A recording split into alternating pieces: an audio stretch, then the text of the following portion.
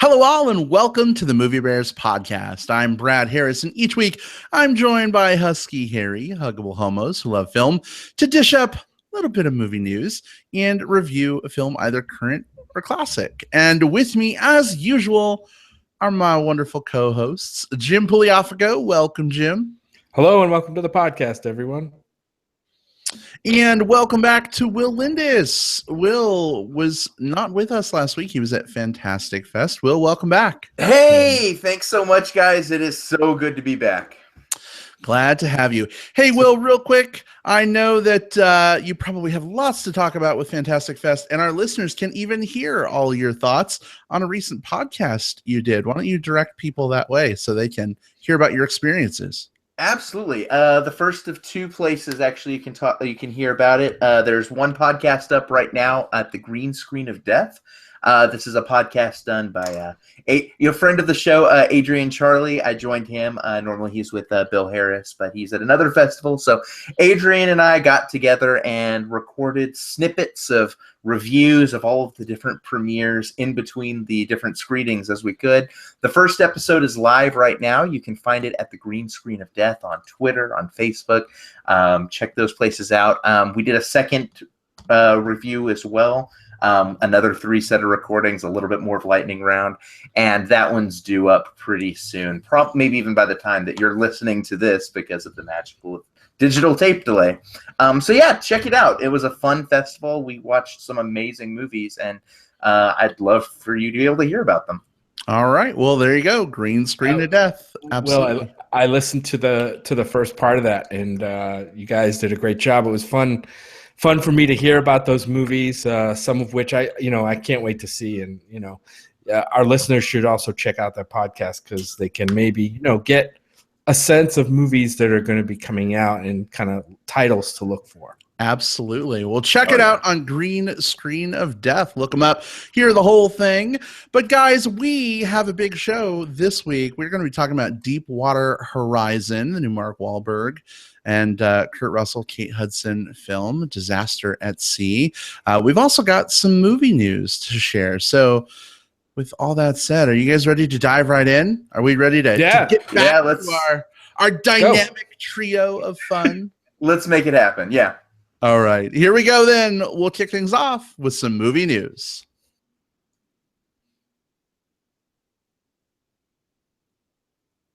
All right. So, Will, since you were not with us last week, why don't you go first? What's got your interest this week? So mine tangentially ties into Fantastic Fest, actually. While we were there, we got to, several people, I didn't watch it myself because it was coming out in theater shortly after, but several people got a chance to watch the a preview screening of Miss Peregrine's Home for Peculiar Children, which is the latest Tim Burton feature. In fact, I even bumped into a guy in the hallway and I was like, "Who is this guy that looks like he belongs in a Tim Burton movie?" Oh, it's Tim Burton. It was just one of those fun things you have. But he's made the headlines this week for other probably less fun things. To paint the stage,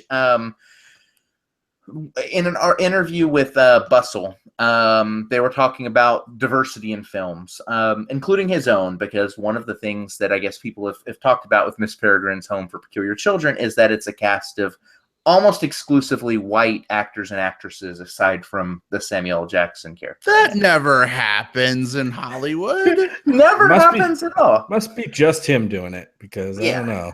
Well, his response was, I guess, the thing that was a little bit more of an issue, because they were talking about it. And then, this is a great time for a filmmaker to say, yeah, gee, I want to do that with my next picture, or I'm looking for the right vehicle, or something along those lines. Instead, his quote goes, and bear with it, it's like 2 or 3 sentences. Nowadays, people are talking about it more, but things either call for things or they don't, which so far I get that, Mm-hmm. But then he goes on to say, and this is where it gets a little weird. I remember back when I was a child watching the Brady Bunch and they started to get all politically correct. Like, okay, let's have an Asian child and a black. I used to get more offended by that than just, I grew up watching blaxploitation films, right? And I said, that's great. I didn't go like, okay, there should be more white people in these movies.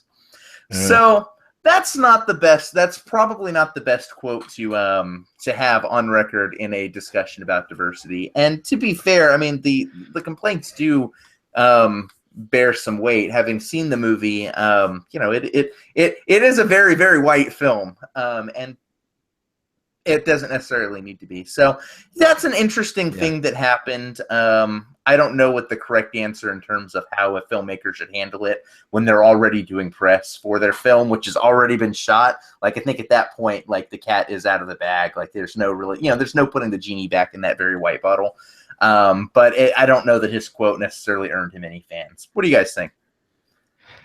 Man, I had read that too, and with you, I was semi okay with what he was saying. I don't know if that first part of that where he says, read that first sentence again, and what does he say? The part about the first part. Nowadays, people are talking about it more, but things either call for things or they don't. Right. So like he's implying that possibly his movie, the Miss Peregrine's Home for Peculiar Children, doesn't call for any diversity. And I haven't seen the movie. I don't know if there's something special about the movie that calls specifically for non-diversity, but if you're a prominent filmmaker today, you've got to be at least cognizant of what's going on in the industry. And right now, this is a big deal.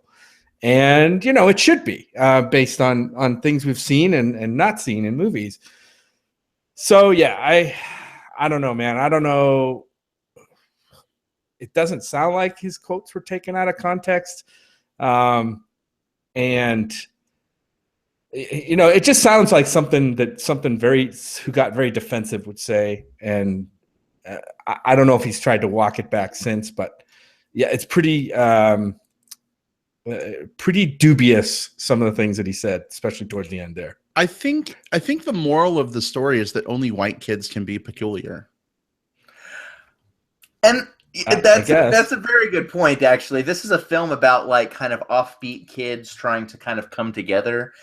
Kids who are kind of on the outskirts of society, who don't really have like that thing to mesh together.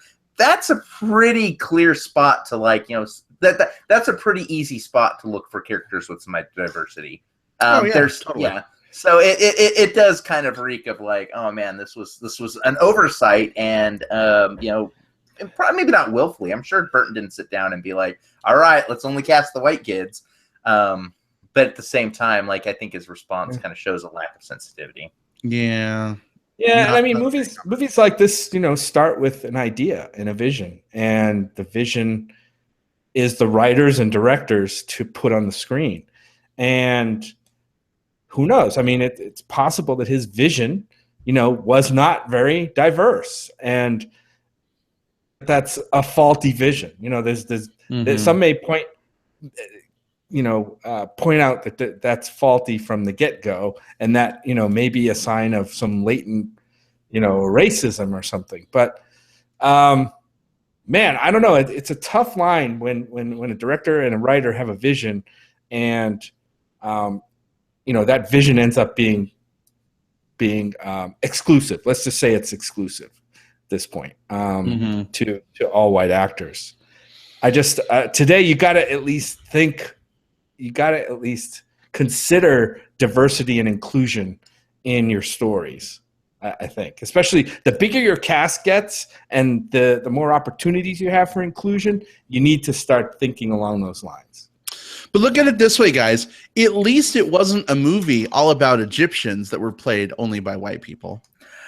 This is true. It's not like this is a thing that's happened within the last year. It wasn't overt whitewashing. It was just white, period. Oh, goodness. Wow. All right.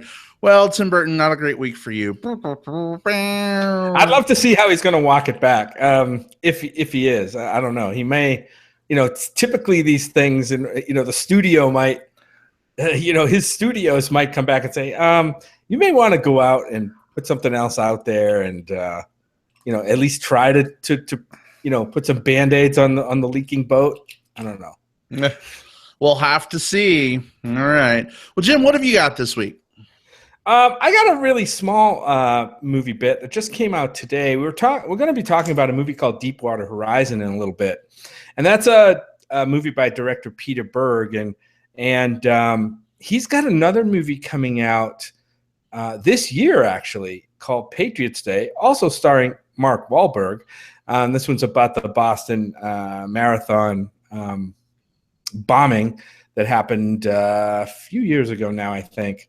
And the news about that movie is that it's going to be scored by Trent Reznor and Atticus Ross, the two who combined forces to score the movie The Social Network. And also, by the way, they won an Oscar for that film. So that movie, this movie coming out called Patriots Day, is going to have some high power, high pedigree composers working on the score for this movie. And it's kind of interesting. I mean, Peter Berg is starting, well, we'll talk about it more when we talk about Deepwater Horizon, but he's forming this little niche of like true life, true to life movies, I guess you could say, disaster movies, historical event movies.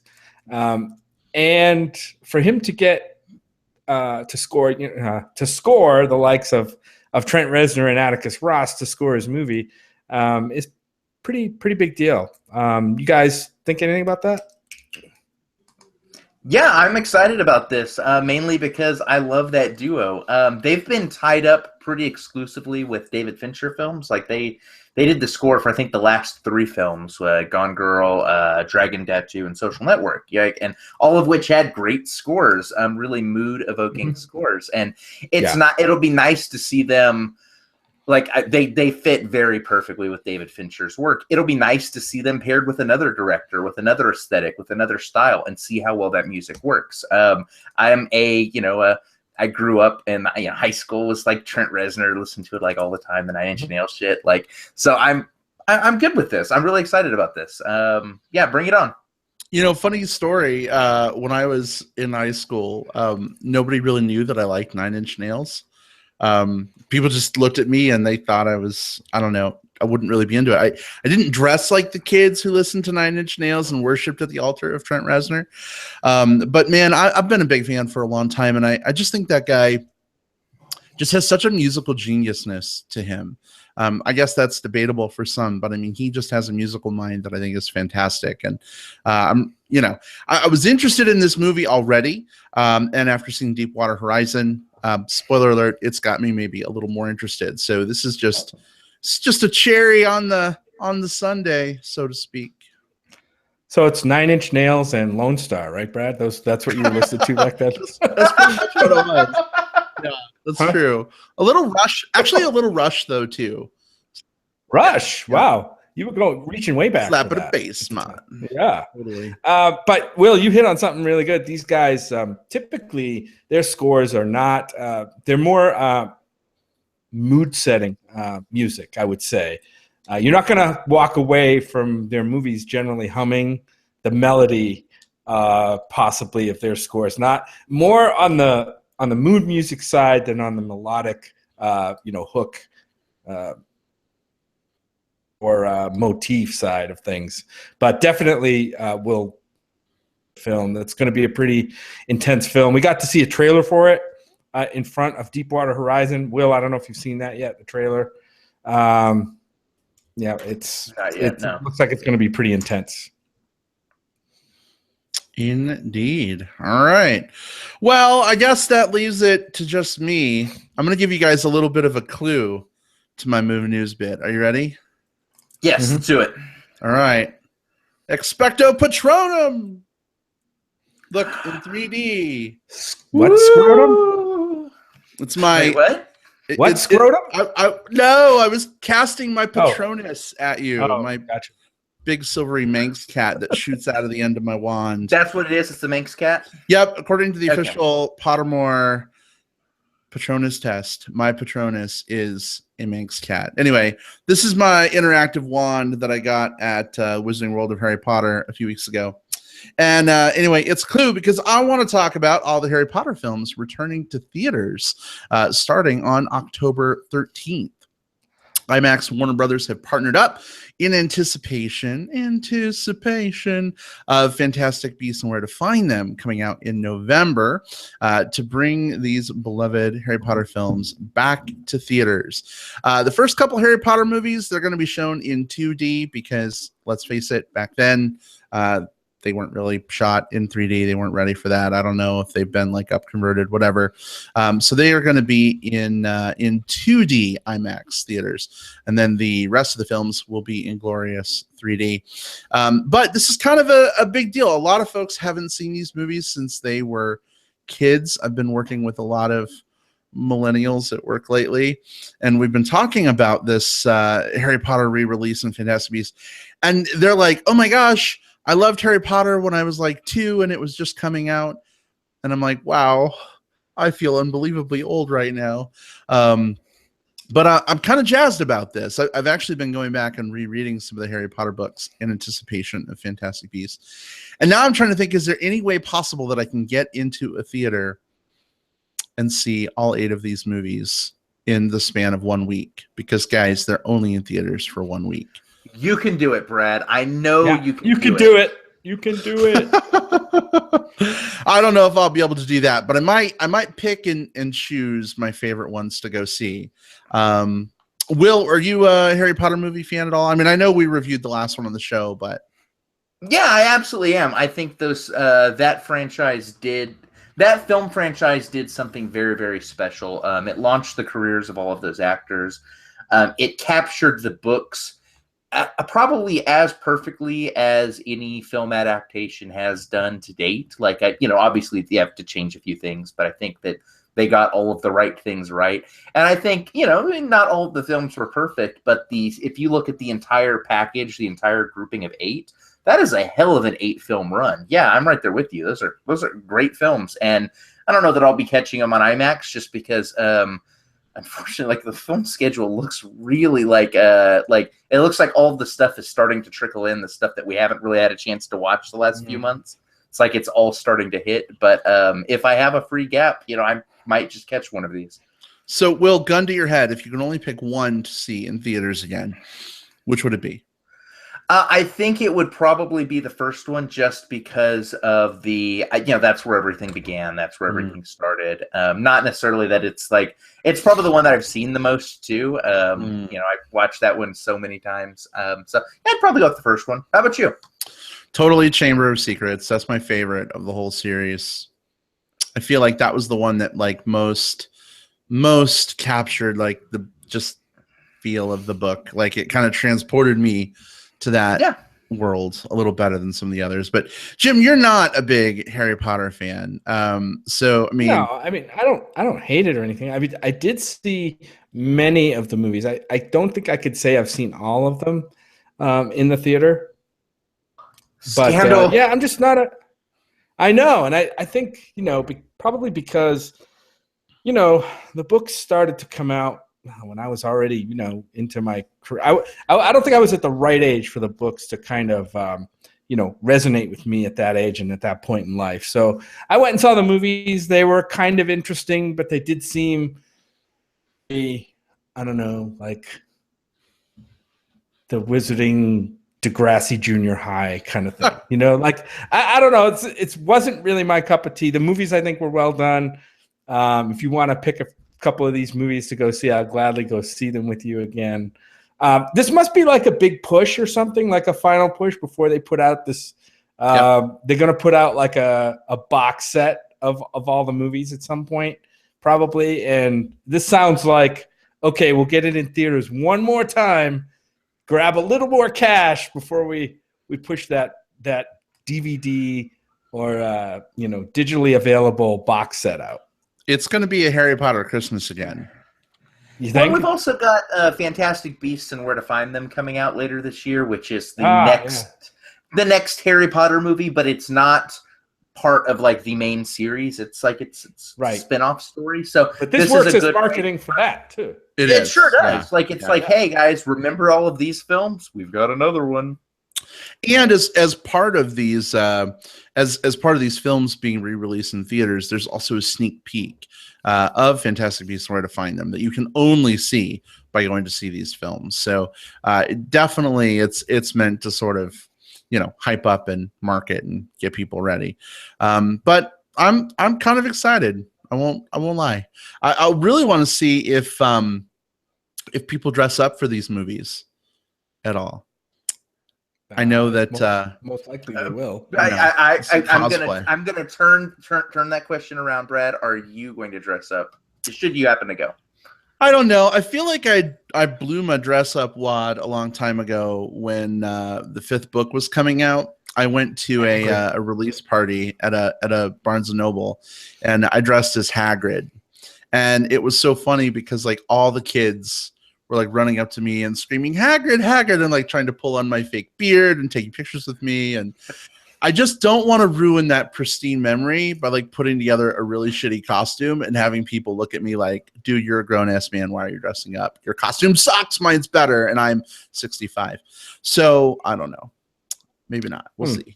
Don't let it rob you of the fun. You should do it if you want to. At least take your wand and like paint on a lightning scar. Like that's easy stuff you can do without it going whole hog.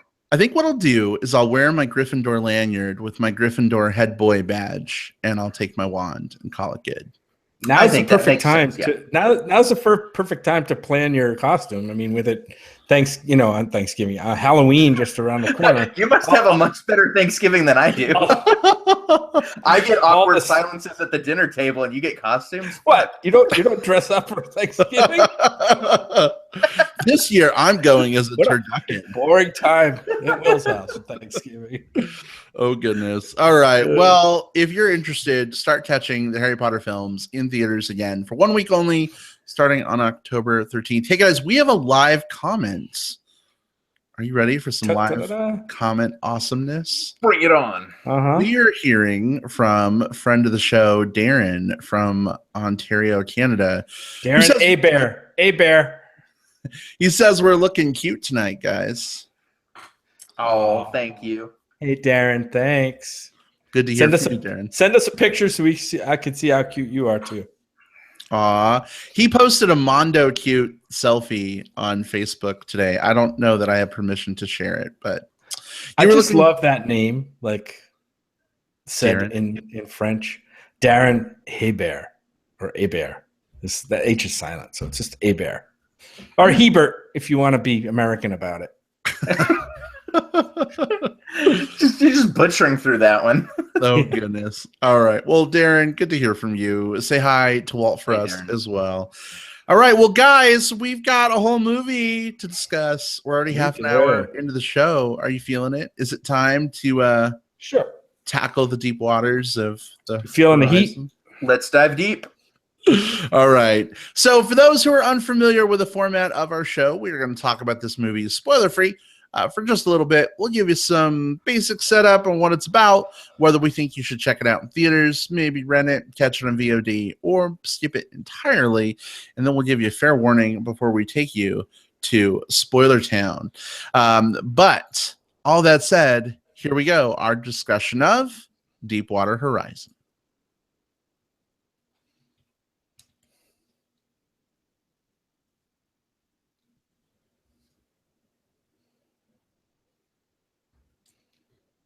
So, guys, in live magic of the internet interaction, magic, isn't it? Got permission to share with you the aforementioned Darren selfie. What? Do you guys want to see it? Internet. All right, here it is. Bring it. That's Darren in the car. It's Darren in the car. Nice. Hey, Darren. Very nice. How you doing? Hi, Darren. Hello, nurse. I would say we have the best looking listeners. Like that's a title, an accolade that you can put underneath Movie Bears podcast. Most attractive listeners. I might have to put that in the show notes this week. I think you should, Jim. You should definitely put the Darren selfie in the show notes, because here's the thing: most of our listeners don't access us through YouTube. They don't get to see the awesome, pictures we put up on screen of our hot, hairy homo listeners and their admirers. Which means they should watch us. Should. They absolutely should be checking us out on YouTube because they're only getting like one dimension of a 3-dimension show. Anyway, if you are accessing us on YouTube, tell your friends, share a link, subscribe to the show, let them know so that they can see the awesomeness of listener submitted selfies. In any event, hey, Deepwater Horizon. Jim, let's go to you on this one because you were kind of, I think, of the three of us, the one that was sort of talking about this movie the most. What's kind of the setup here? Do you think people should check it out? I mean, is it worth their time? What do you think? We'll get to that. I want to set this up a little bit. Deepwater Horizon, it's the new movie by director Peter Berg, and it stars Mark Wahlberg, who's been in and going to be in more Peter Berg movies, and we'll talk about that too. But the big stars in this, besides Wahlberg, are Kurt Russell. We have, oh God, help me out. I'm losing it already. And Kate Hudson are probably the biggest name stars in this movie. There are others in here that are that you might say, hey, I know that guy from somewhere. Or Gina Rodriguez was one that popped up in this movie. And I thought she did a really good job. And she plays a character named Andrea Fleitas. And I really liked her performance. And I was looking at her like, I think I know her from somewhere. I just haven't had a chance to find out what she's been in. And if listeners or Will or whoever kind of know what she's been in that I might have seen her in, let me know. But let me read the synopsis here on IMDb. So Deepwater Horizon is a story set on the offshore drilling rig Deepwater Horizon, which exploded in April of 2010 and created the worst oil spill in U.S. history. That oil spill dumped almost 4 million gallons of oil from the bottom of the ocean, about a mile deep, into the Gulf, where a lot of these rigs are stationed and drill for oil. I actually ended up enjoying a lot of this movie. This movie is not perfect by any sense, and it's got some things in it that didn't quite sit right with me, and I thought could have been done better, or maybe not included at all in some cases. But for the most part, this movie is a disaster movie. And as a disaster movie, I think it works as good or better than maybe many more disaster movies that we've talked about. We just had the Sully movie that just came out. This is kind of similar to that in tone, where it's a historical disaster that really happened. It's not one of these fictional earthquake that destroys California kind of disaster movie. This is something that really happened. And I just love the way the action scenes were put together.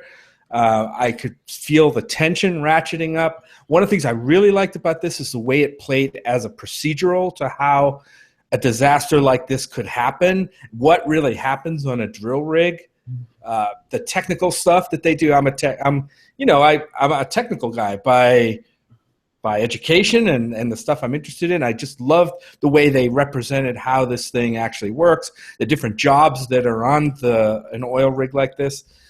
So I loved all that about the movie. There are things about the movie that I didn't really like, and I think I'll wait for spoilers to get into those. Mostly having to do with kind of beats in the movie about how they handle things toward the end of the movie to try to get maybe more of an emotional response from its audience, and that felt a little bit. It's hard to say unearned because real people, gave their life on this oil rig in this terrible tragedy. So it's hard to say that, but the movie, in terms of, I felt more during the disaster than I did after, when the movie tried to sink a hook into me and say, okay, this is the time where you should feel emotion for these people. That's not where I felt it. I actually felt it while it was happening. And the movie should have played on that a little bit more. Performance-wise, I thought it was fine. I've always kind of liked Mark Wahlberg. I think he's a good actor. He probably doesn't go outside of his comfort range here at all. I think he's kind of settled into this stoic, heroic, leading man kind of guy. Family man. We saw some of that in this movie. I liked John Malkovich in this movie. I hadn't seen him in something before, and I don't know whether it was the accent he put on or what. He does kind of play the face of British Petroleum, which is the oil company that's hiring this rig to do all the drilling. A bit one-dimensional in the character, but that's not his fault. I thought his performance was really good. It was something he sunk his teeth into, and you could tell he wasn't phoning it in, so that was great. I would say this movie, while it's not fantastic, it does have some great stunt work, some amazing special effects and practical effects, which I loved. I think this movie is worth seeing, and I would recommend it based on that. All right, so recommend from Jim. As for me, I like this movie. I would recommend this movie, but I do want to talk about something real quick. So the trailers make it very clear that this offshore drilling platform boat thing has a disaster, and we spend 45 minutes like working our way up to that disaster. And while I like the buildup, it's just this sort of like, will it or won't it go awry? I'm kind of like, I already know there's a disaster coming. Like, it's going to happen. Like, yes, you can try to titillate me and keep me on the edge of my seat, but you know what? Spoiler alert, your trailer already let me know. Not only that, but so did history.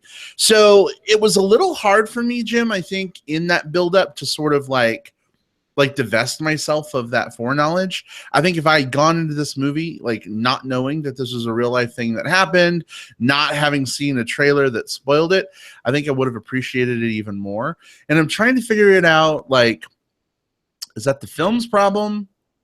Is that the marketing's problem? Is it my problem? It's probably my problem. I think that buildup is very well done. I like the tension. I like the way that it ratchets it up.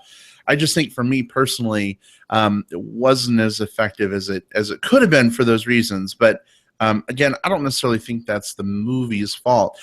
Mark Wahlberg, I think it was Mark Wahlberg here. It was good to see him a little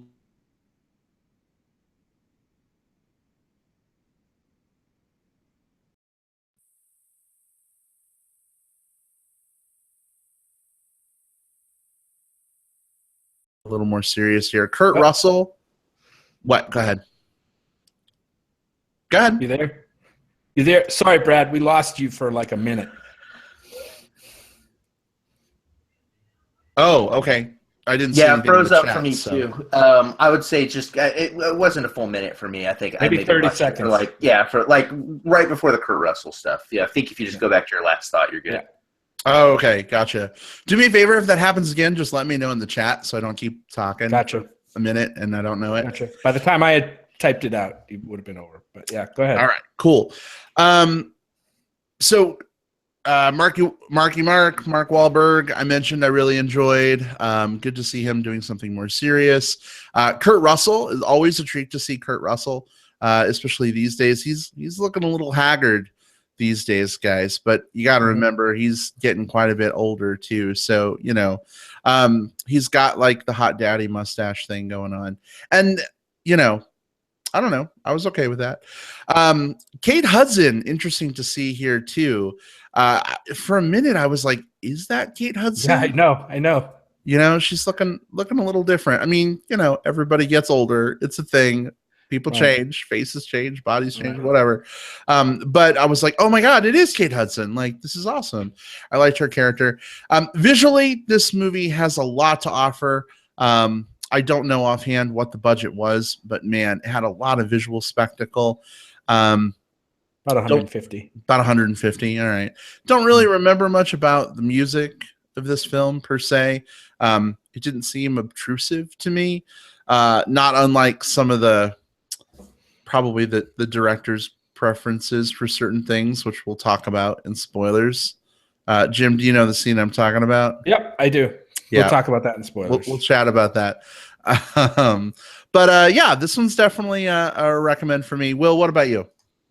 I come down lower on it than you guys, but I don't dislike the movie. Like I would say that this one is in that, if you like disaster movies, go see it. If not, skip it. Like I didn't love this movie, but I didn't hate it. I think for me, there was the thing that it does really, really well is the back half of the movie. Once everything starts going crazy, it's actually pretty fun. Like the explosions here and people diving left and right and things falling and things crashing. Like it's really good disaster movie fare. Probably some of the best that we've seen recently. So for that part alone, definitely go see it. I think I was less invested in the build up, the procedural stuff. And I think the reason for it, and this is a choice that I think is a problem for the film in general. This type of story ripped from the headlines with, this is a real life situation, so I don't know if this is a spoiler. It's a thing. People died, like actual real life people died in this event. And more than just one. This was and the film decides to, in what I think could have been a stronger ensemble film, really make it the Mark Wahlberg show. And I don't think that services this story at all. Whenever things go haywire, it's not to say that there aren't other characters doing things, but 95% of the action is driven by Mark Wahlberg doing something, going somewhere, picking something up, making the call, saying this is really bad, whatever it happens to be. And I think that was the wrong decision. I don't think that's Mark Wahlberg's fault. I don't think that's anyone's fault. I think that was more of a script issue or what have you. They should have played this out like an ensemble. It would have done the story so much more justice and would have made the procedural elements more interesting to see all the different moving parts, how they connected or how they didn't connect. As it was, a lot of the BP characters were extremely one note for me. Almost not as bad, but almost the same problem I had with some of the characters in Sully. Like the bad guys are very obviously bad. The BP people here, obviously going to historical, BP messed up bad, and it caused a lot of problems. So I don't think they didn't need to paint them in a heroic light. But I think the specifically John Malkovich character, some of his stuff gets borderline sinister in spots, and I don't think that was the right decision to make and again, not Malkovich's fault. I think that's kind of the script calls for him to be that way. So yeah, but if I take all of that out, if I take away what I thought was a bit of a problem of a setup, and if I take out the fact that like it really does make some really awkward choices and who to follow. If I just talk about the action alone, the action is totally worth watching by itself. So again, I didn't hate this movie. It's not a bad movie. It's actually I remember walking out of it going like, that was better than I expected. But I don't know that that's still like better than I expected is still enough for me to say, absolutely, you need to go spend $10 in 2 hours right now to go see this. So, yeah. So, Will, is this like a maybe check it out on rental kind of situation? Maybe check it out on rental, or like, I mean, if you want a disaster film, this is good big screen fare for that, So, I would say if you want to see explosions, this is a good movie with explosions, and explosions always look better on the big scene. So I'm not necessarily saying this has got to be like a check it out on rental. I'm just saying that this, there's some of these movies that are just like, oh man, everyone's got to rush out and see this. And instead, I'm a little bit more tepid on it. All right. Yeah, I think that, Will, I wanted to like hit on one thing that you talked about, which was, how it kind of focused on the Wahlberg character. And I think that's a choice that not just this movie, but a lot of movies make when they have this kind of cast or this kind of event. They want you to see the event from a person's perspective.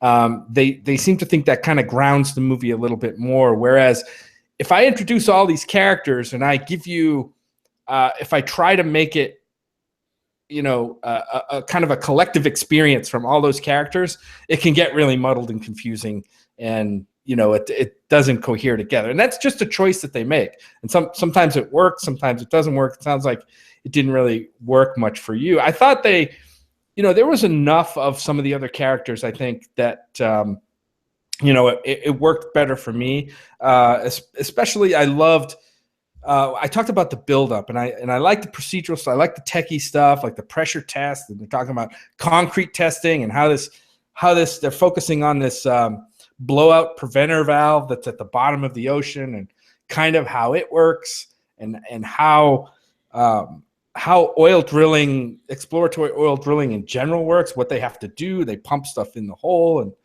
and pressure builds up. I thought all that stuff was cool, and I thought it sets up a natural analogy for this movie to have this pressure building up underground, because right, as Brad said, this thing's going to blow up. But I did like the way that they built up to that, and by having that real thing of the actual pressure building up in the pipe or in the well before it exploded was I thought they took advantage of that and did that well.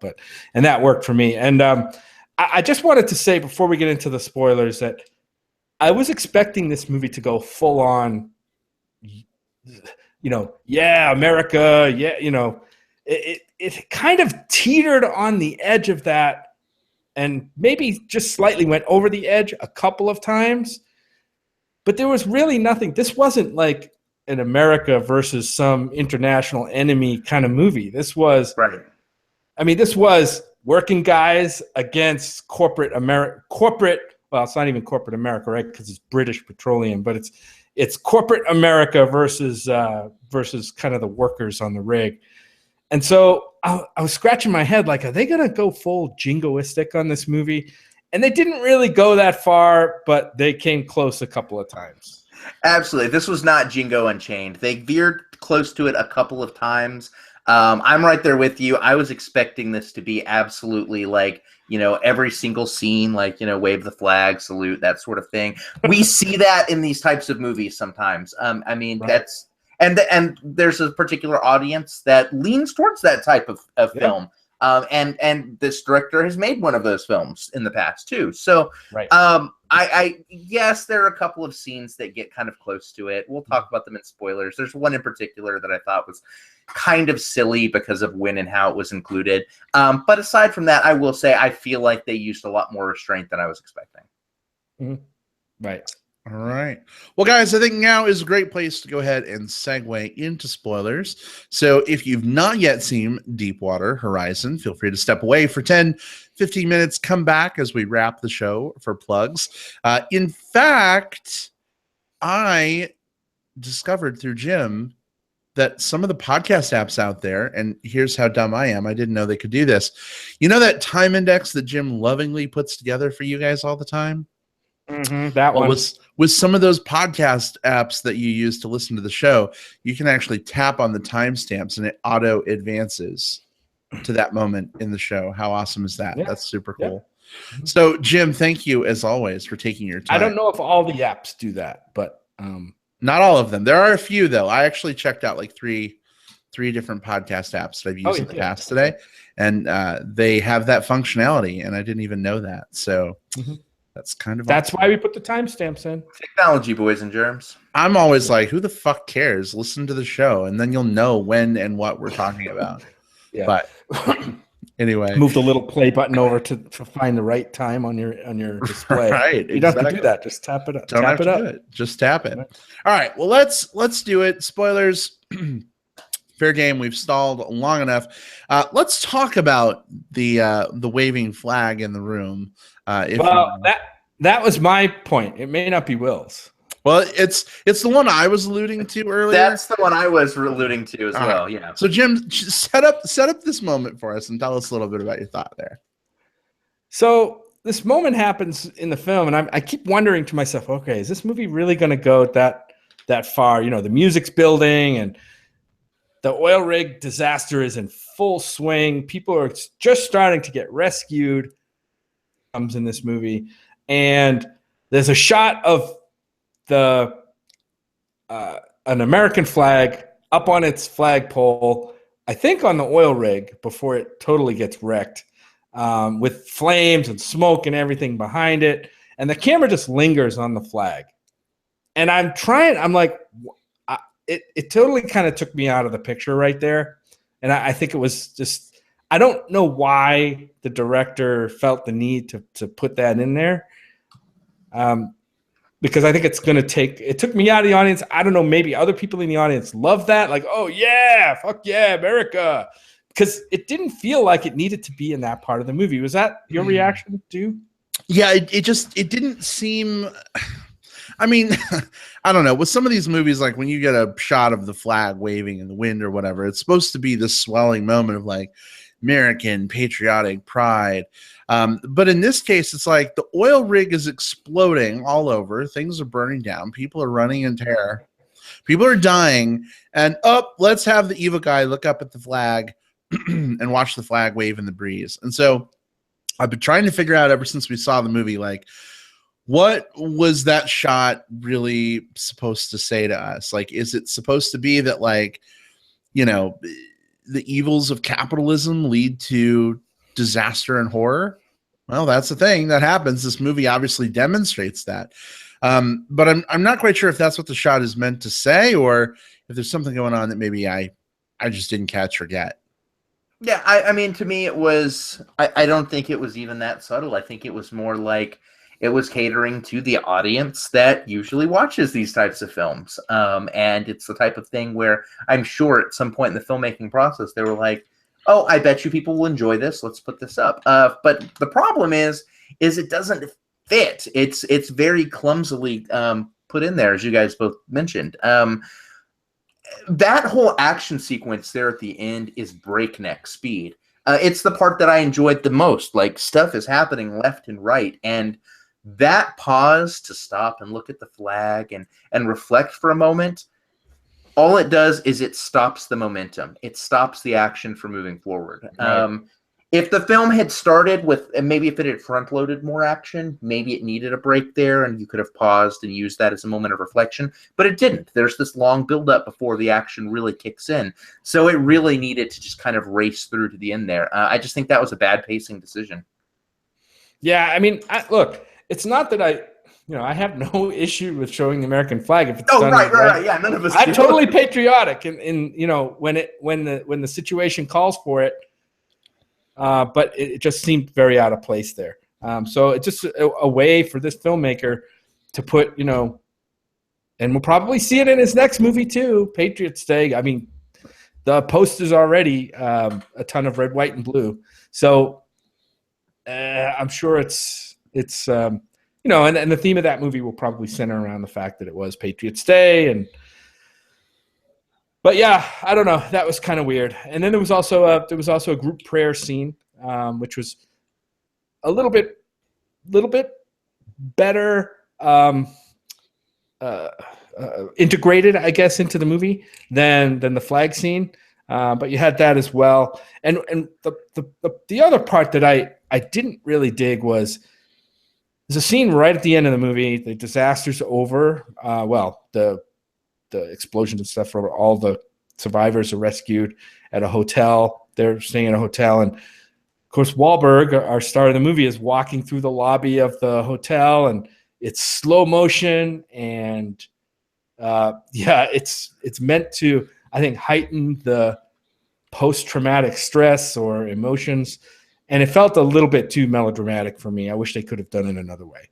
I would have cut part of that out entirely, because part of that scene features some people like slamming him against the wall. I need you to tell me where my son is, all of that. And the problem is that what that whole thing does is it sets up sort of like a hero's dilemma, right? Like, this guy did these heroic things, but at what cost, that sort of thing.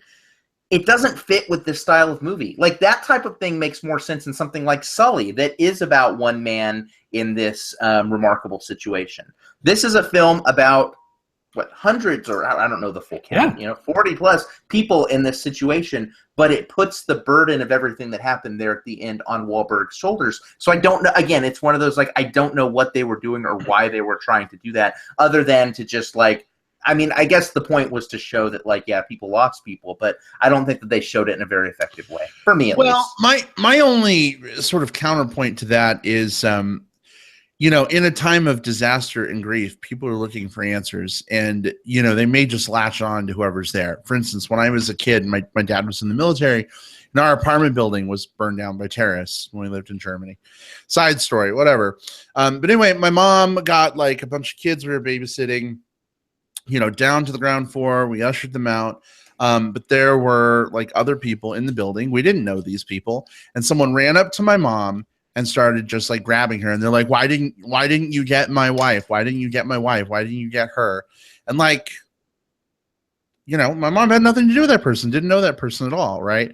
So I don't know. I guess for me, that's kind of what I flash back to. This distraught dad was, probably like, hey, this guy survived. Well, if he survived, why couldn't he help my son survive? He's got to have some information. He's got to know what happened, right?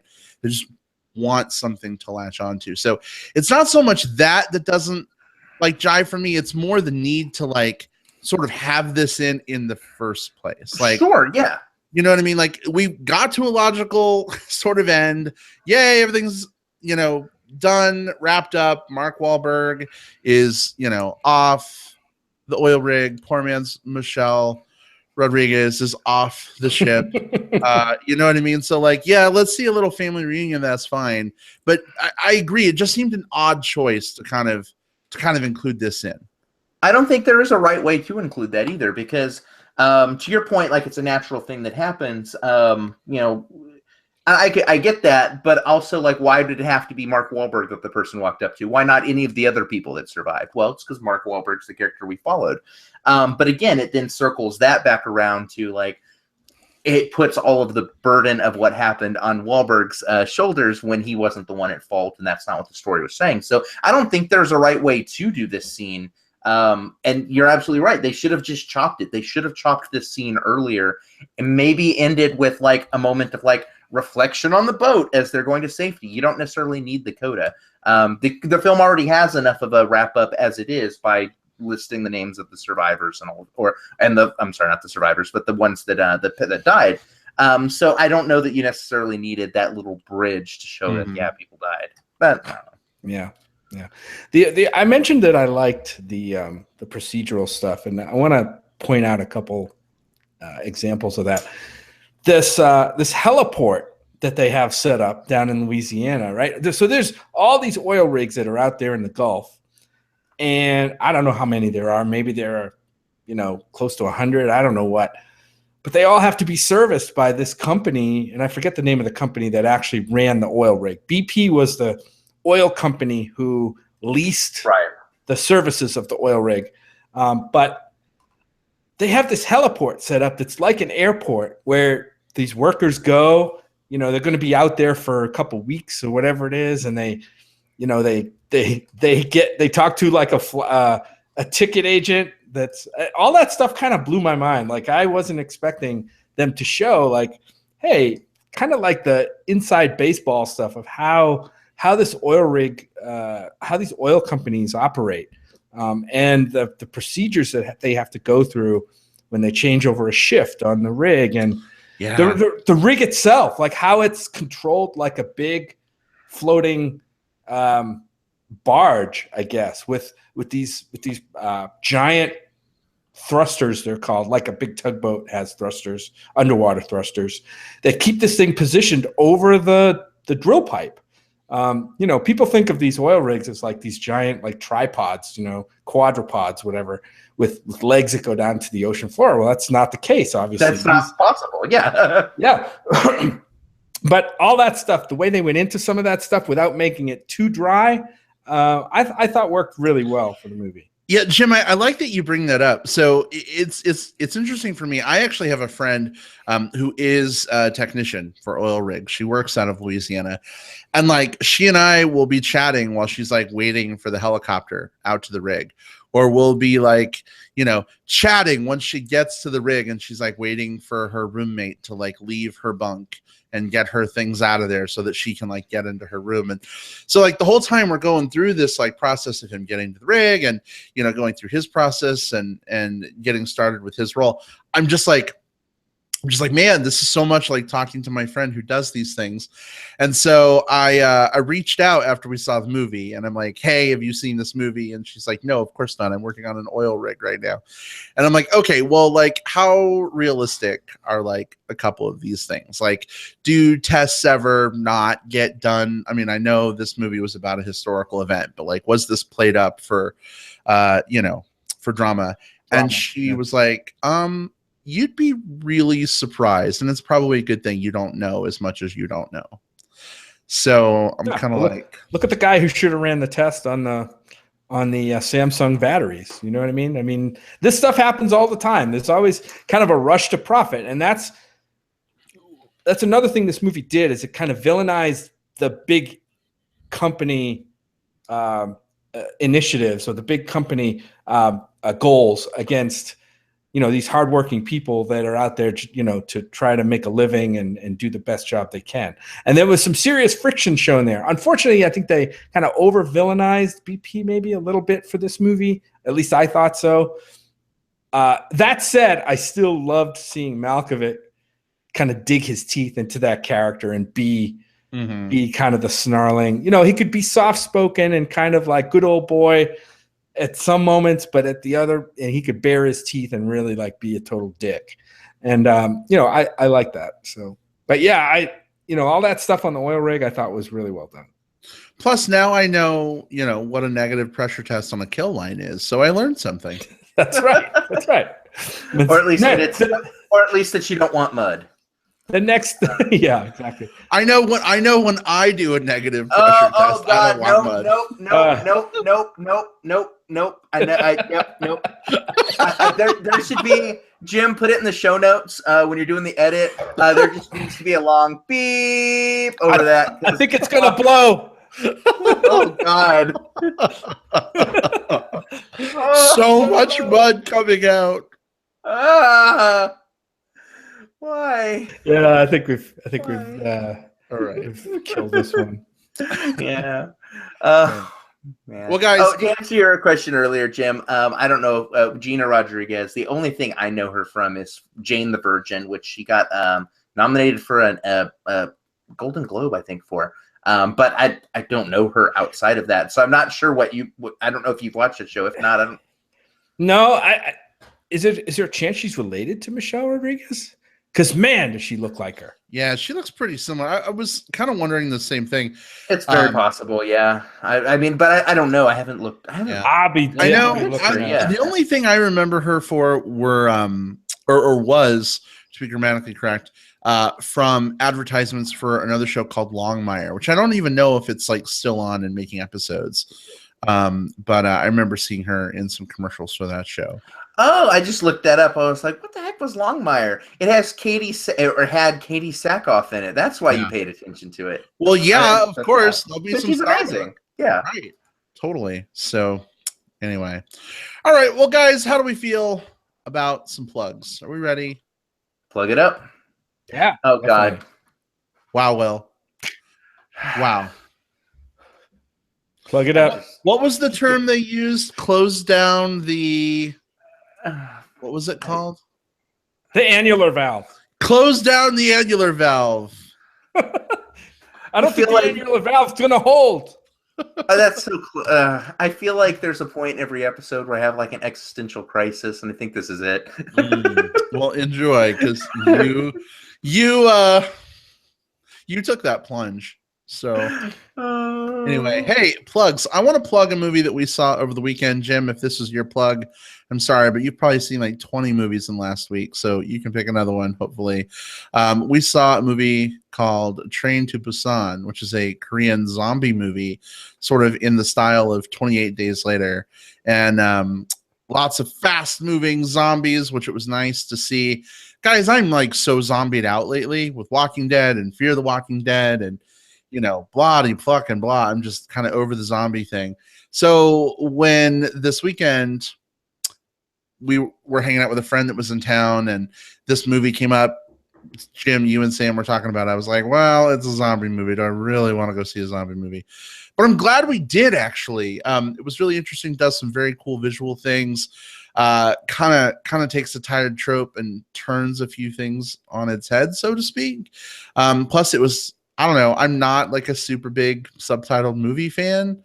But I don't know, something about the way the movie worked. I didn't even feel like I was reading subtitles. I felt like my brain was sort of just subconsciously absorbing the dialogue and I was hearing and understanding like a universal translator from Star Trek.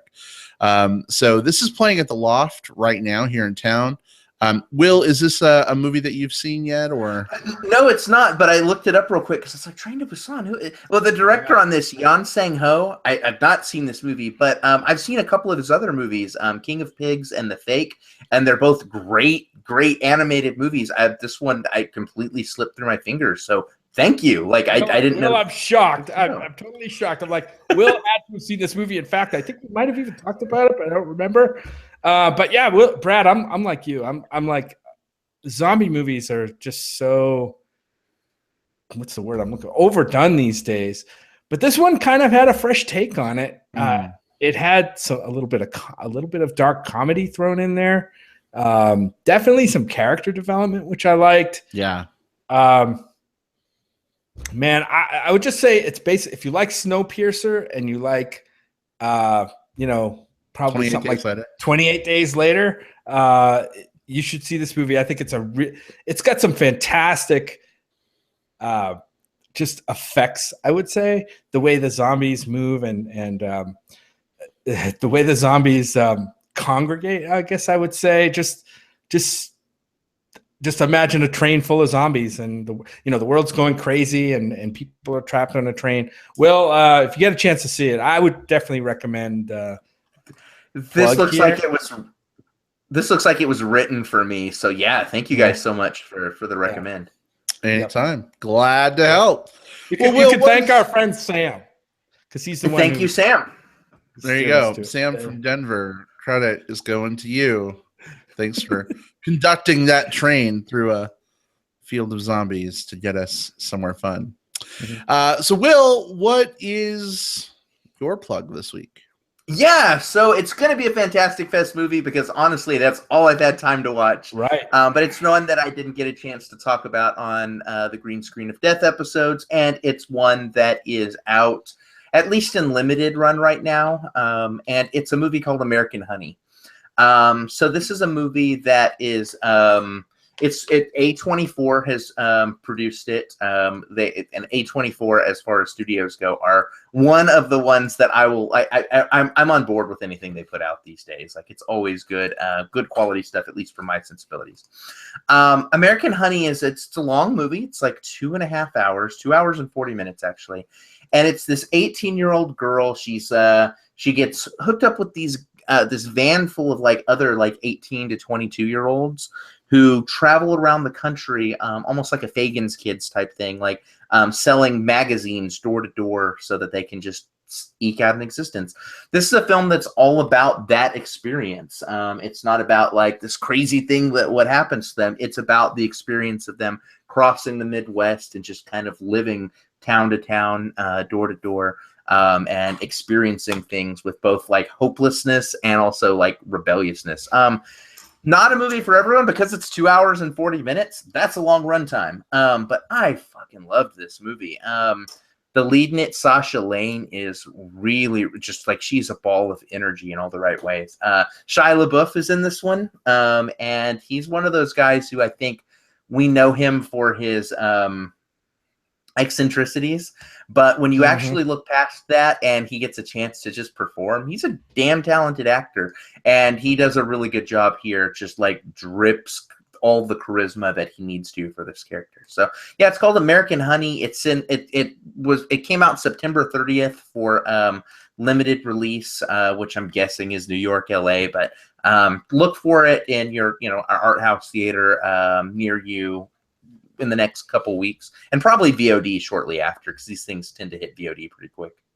Will, it's interesting that you bring up American Honey. We actually saw a trailer for it in front of Deepwater Horizon, and it was a new trailer I hadn't seen before that totally strips away all the smoking and vulgarness of the previous trailers. It makes it look like this wholesome, idyllic Midwest traveling slice of life movie, which maybe it is, but it removed all of the gritty teeth from the previous trailers, and it makes it look like something that I don't know. It softens it. It definitely softens it from the first trailer. If you look at the first trailer versus the second trailer, it the tone is a little bit different. Yeah, it's not an idyllic film. It's not. It doesn't have teeth in that. It's not they don't turn into cannibals at some point. There's not like just a bunch of exploding heads and gunfights and stuff like that. But at the same time, there's always like a sense of danger kind of lurking at the edge of this movie. And I don't know how better to describe that, but there's always a sense that like at any point something could go wrong, or that these kids are just sort of in this like tough situation that they really shouldn't be in, or what have you. There's a lot of vulgarity in the movie, and a lot of just kids being, kids being kids. It's interesting how you can take the same thing, chop it up two different ways, and create two things. It's almost like, have you seen those things where they'll take like a horror movie and then they'll chop it up into like an 80s sitcom trailer or something like that? They do those. Yep. It's the power of marketing. Indeed. All right. Well, Jim, close us out. What's your plug this week? I was going to do Train to Busan, but we talked about that already. But I will do another movie that I got to see this week. I got to see it on streaming, but this is a rare case where this is a movie. It's a documentary that's an indie documentary that's available both in theaters and on streaming on Hulu. It's called 8 Days a Week, The Touring Years. It's a documentary of the Beatles from like their start in 1962, I guess, all the way up to when the Beatles stopped performing, like in I think it was like 1968 or something like that. Really good documentary directed by Ron Howard, which is a really big name for an indie documentary, but some great stuff in here. And maybe it hits more with me a little bit because, I mean, I was a kid growing up when the Beatles were just starting to become popular right around that time, the Beatles? Who are they? Yeah, right. The Beatles, they're a rock band, a rock pop band from the 60s. Come on, the best band of all time, some people might say. But anyway, I remember, buying their records and putting them on a record player and spinning that thing and reading the album covers, and wish I still had some of those LPs today. But and kind of falling in love with their music. Nowadays, I don't listen to them so much, but every time I do, it kind of refreshes my palate a little bit for that style of music. Some great footage that they dug up for this movie. I think it's a very fair look at the Beatles. It humanizes them without like canonizing them too much, or kind of washing everything with a positive spin on everything. It definitely showed all the lumps and bumps that were in the Beatles. But if you get a chance to see it, it's 8 days a week, The Touring Years. It's on Hulu right now. It's also in movie theaters. And if you can't get out to see it, it's going to be released on Blu-ray or DVD, and you can probably buy it digitally middle of November. So check it out. And I know Bill Zanowitz has probably seen this one. So this one's for you, Bill. All right. Awesome. Well, that wraps us up for this week. For those of you who are listening live, Darren and at least 5 other folks who did not comment live. We don't know who you are if you don't comment. But thanks so much for tuning in. Glad to have you guys with us. If you're listening on digital tape delay, we're glad to have you too. Whether you're listening 2 days from now, 2 years from now, 20 years from now, how awesome would that be, guys, if we're still being accessed in 20 years? That would be pretty crazy. That would be interesting. I don't know. Maybe congratulations on episode 8,000.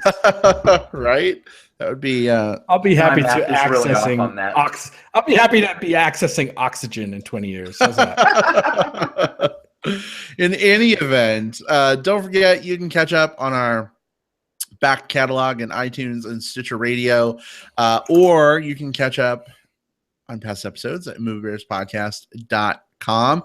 If you are accessing us through YouTube, or if you haven't checked us out on YouTube before, but you want to see all the stuff you've been missing, you find us on YouTube at under Movie Bears Podcast. Don't forget to subscribe to our YouTube channel so that you get wonderful notifications when we post a new podcast video. We'll see y'all next week. Take it easy. Goodbye. Bye. Bye-bye.